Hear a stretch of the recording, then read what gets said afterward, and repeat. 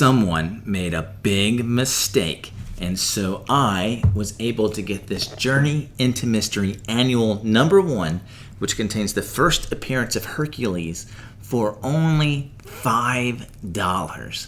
Now, of course, this is just a 0.5, and so it has certainly seen better days.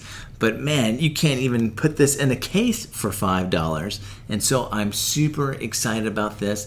And I got some other books from the same seller, not quite at this good of a deal, but definitely at a bargain. So what happened?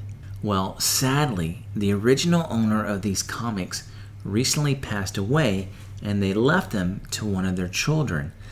But unfortunately, they didn't tell that child how to determine their value before they passed. And so the person ended up listing them online with prices that were all over the place. Some were priced way too high, some were priced way too low, and obviously there was everywhere in between. And so definitely the one I showed at the beginning was the one that was the most underpriced. But still, there were several others that I picked up at a really good deal. Now, before I show those off, I first want to reemphasize something that I've talked about before, and that is if you do own any valuable comics that you're planning to leave behind to a spouse or a child or someone else, that you take the necessary steps to help them understand how to determine their value so that they sell them at a reasonable price. I mean, one of my greatest nightmares is that comics I bought as an investment and put a lot of money into then get sold for pennies on the dollar after I pass away. Now, for the majority of us, we are going to be leaving our comics behind to someone who doesn't really know a lot about them. And so I want to talk about 2 fairly easy steps that you can take to protect your investments. Now, I'm just talking about your really valuable issues. For the lower value issues you have and run fillers, things like that, just let your family know, hey, take these to the LCS and just get what you can for them. It's not really going to be worth their time and energy.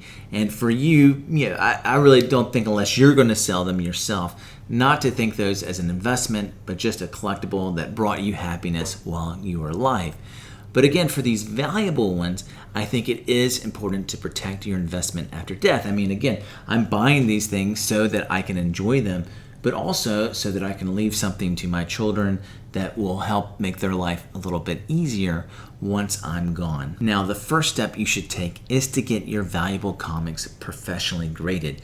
Because unless you're leaving them to someone who understands comics as much as you do, they're not really going to know how to price them based on their condition. And so they're going to do one or two things. Either they're going to list them way below the fair market value based on their condition, or more likely, and what I see happen all the time, is that they're going to think their low to mid-grade books are all 9.8s. And so they're going to list them way above the fair market value. And so those books are just going to sit online and sit. And eventually they're going to get tired of them sitting. And what they will usually do is then just say, hey, I've had it. I just want to be done with these comics. And then they'll take them to the LCS to get what they can. And in either scenario, they're going to be getting pennies on the dollar. So step 1, get your valuable comics graded so that whoever you leave them to will know what condition they are actually in. Now, step 2 is to teach whoever you're going to leave your comics to how to determine their value so that they know how to price them. And the easiest way to do this, because once again, most of the people we're going to be leaving these to don't really care about them as much as we do. So you don't want to come up with some complex way. You just want them to get close to what the fair market value is. Just teach them how to go to eBay, to enter Journey into Mystery Annual #1 CGC, and go to sold listings. And then they can get an idea of what their comics are going for, and then set the appropriate value. That should take less than 5 minutes to show them, and it could mean a difference of hundreds or even thousands of dollars for them after you die. So having said that, let's look at what else I got from the seller. Now, none of these were $5, but I still got great deals on them. And first up, we have Thor 168 in a 6.0, and this has this awesome Jack Kirby Galactus cover. I'm a huge Galactus fan. I collect his covers, and this is one I've wanted to be in my collection for a long time, and so I am super happy to have it. And it's also the beginning of his origin story, and it contains the first appearance of the Thermal Man. If that guy ever shows up, maybe this book becomes even more valuable, but I'm not banking on that. Now, before I show off the next book, if you haven't subscribed to this channel, of course, I'd appreciate if you consider doing so now. Next up, we have another book that I've wanted to add to my collection for a while, and this is Fantastic Four, number 47 and a 4.0. And speaking of Galactus, this book is significant because it's the first mention of Galactus, because just at the end it says, coming next issue, Galactus, or something like that. But the reason I really like this issue isn't just because I'm a Galactus fan, but it also contains the first appearance of Maximus, who's like the crazy brother of Black Bolt. And if you watch my channel, you know that I love to collect the first appearance of villains, and I especially like to collect the first appearances of the arch nemesis of a popular hero. And so it's an awesome book to have because it contains the first appearance of Maximus the Mad. Next up, we have Silver Surfer number 2 in a 5.0, and this contains the first appearance of the alien race known as the Badoon, and has this awesome John Buscema cover. And this whole first volume has some awesome covers.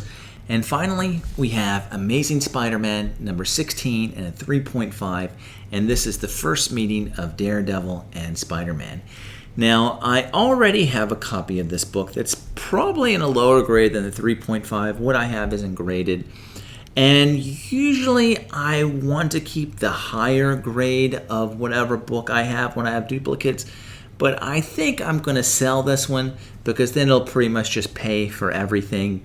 And this really isn't a book that I love. I like it and I want it, but I'm fine having, a 2.5, 3.0 conditioned issue. But I'm curious, if you have duplicates of things, do you always keep the higher graded one, or do you keep the lower grade one so that you can make more money off the high grade? What do you do? So tell me in the comments below which of those 5 books that you like the best. And of course, if you haven't subscribed to my channel, I'd really appreciate if you consider doing so. Please like the video. Thanks for watching, and as always, I look forward to the next one.